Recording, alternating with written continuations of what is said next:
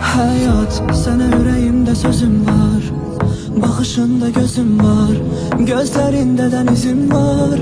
Sensiz hayat mənə zindandır. Tek isteğim var, mənə dön yeniden, bırakaq her şeyi geride. Aradaki buzları eride. Ya kaş olardın benimle her gün, barışardık yine küserdik, danışardık deyip gülerdik. Ah kaş yaş olardın, gözüm silerdin, soruşardın beni bilerdin, kavuşardık ve ölerdik. Ah.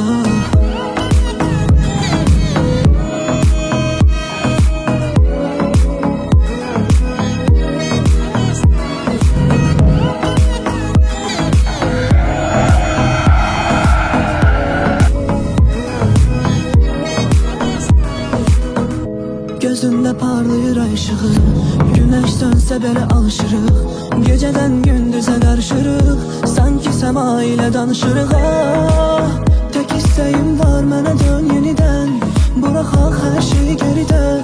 Aradaki buzları eride. Ya kaş olardın benimle her gün, barışardık yine küserdik, danışardık deyip gülerdik. Ah kaş yaş olardın, gözüm silerdin, soruşardın beni bilerdin, kavuşardık ve ölerdik. Ah.